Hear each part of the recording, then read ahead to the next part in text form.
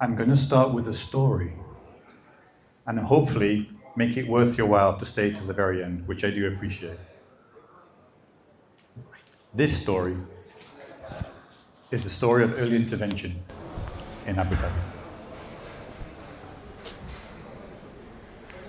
It starts with a small worry, a word not spoken, a milestone not reached, a behavior that doesn't seem quite right. From that moment, a family's world tilts. But when they reach out for help, they find no clear door to knock on.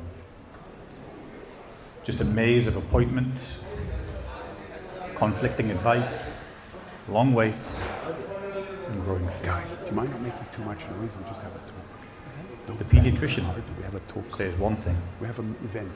Can you the not make nursery so much noise for says 5 another. minutes? 5 minutes. The speech therapist recommends one thing, the child's uncle recommends another.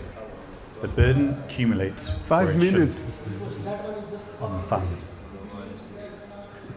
I'm not just a parent, I'm a driver, a planner, a therapist, a negotiator, a note taker, and a worrier every single day. Will my child ever go to school like the others? Will she ever have a normal job? Will she forever be dependent on me? These are not hypothetical fears. Without coordinated early intervention, tens of thousands of children every year miss opportunities at school, in work as they grow older, and in life. And every single year, more children fall through the cracks. 1 in 5 children in Abu Dhabi may require some form of early intervention. Currently, there's 15,000 children in Abu Dhabi, more than actually. They are not getting the critical support that they need. 15,000. Can you imagine that? I can, because it's enough to fill Etihad Arena. I've got more questions. When no one owns the system, families carry the burden alone. So, you might be wondering, what's the solution? Hi. As you know, my name is Chris Clark. I'm a creative director, design consultant, innovation consultant with 26 years of experience, and I work with Jonathan at the Abu Dhabi Early Authority. I'm not going to talk about myself anymore because I've been on here all night. That's where I work. He told you all about it. I'm part of this meetup. I love it. So, early intervention, what is that if you don't know? This is, as it says there, identifying developmental concerns as early as possible. If a child has a problem, whether it's small or large, the sooner you find that problem out, then you can help them. You can understand what it is, and you can give them treatment or aid to make their lives better, more comfortable. So, we had a challenge. The ECA, Early Childhood Authority, had been working on this program for about 2 or 3 years already, trying to bring over 20 entities together to unify them on the solution to solve this problem as best as possible. They came to us. We were asked to come in and help with an existing vendor who was also doing great work. How can we help bring this room of all these different teams, people, individuals together in this one cause? So we decided not to start with a strategy document or some sort of timeline or work progress. No, we started with a story.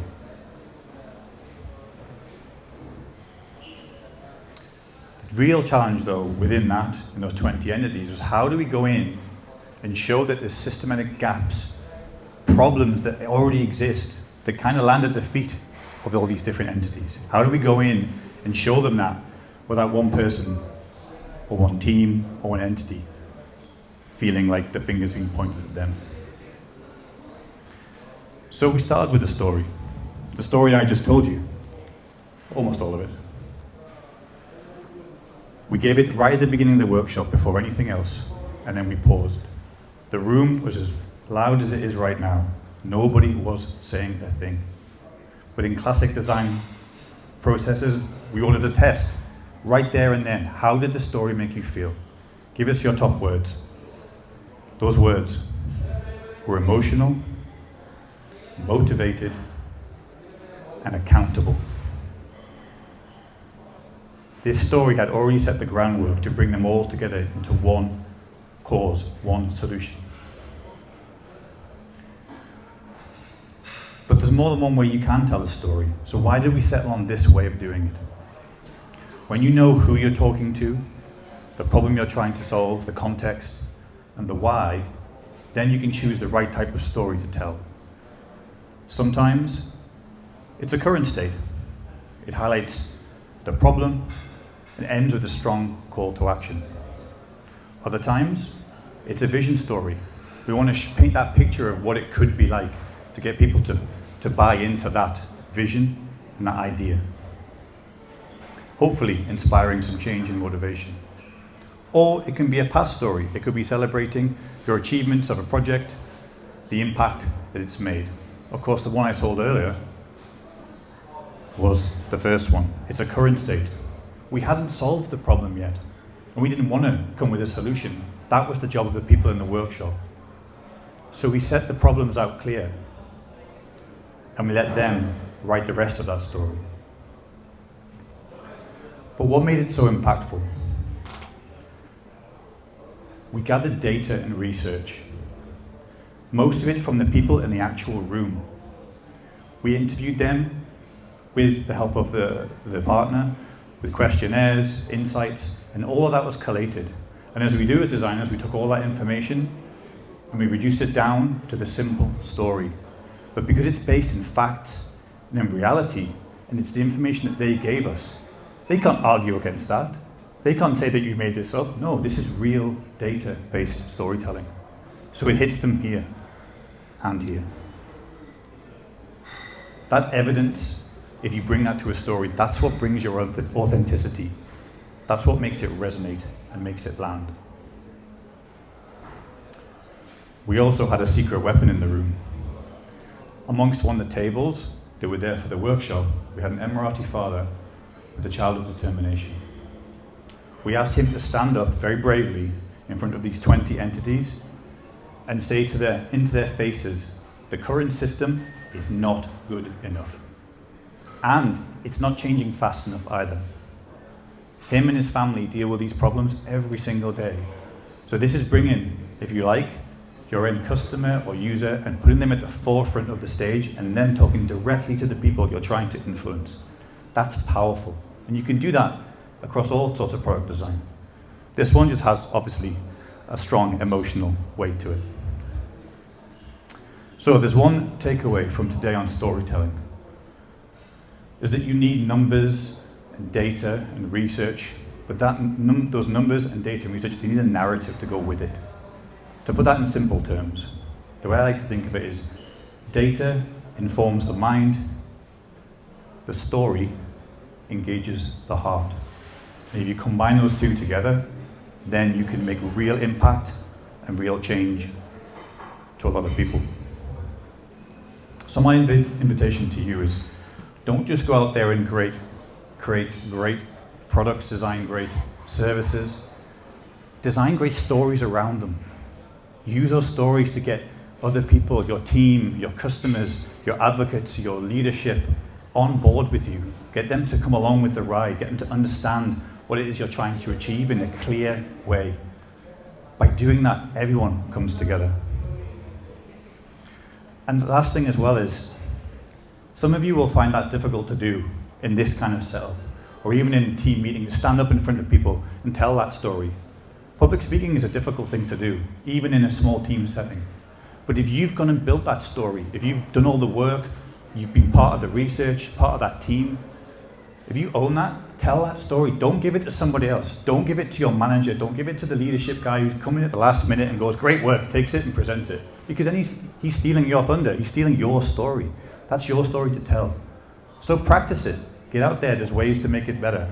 To get used to doing it, don't give it up to somebody else. So, through design, product thinking, and storytelling, I think we can build a future where clarity sparks real change through stories. So, you might be asking, how did the story end? I stood there as I stand here in front of you to the 20 entities and said, what is the answer? Is it a policy document? Is it a program? No. It's us. It's the people in this room. It's the collective will to design a system that no longer leaves families to fight alone. We are the architects of clarity, of coordination, and of compassion. And it starts today. And then they go off into their workshop. And you can imagine, that was a great workshop. Thank you so much. And as always,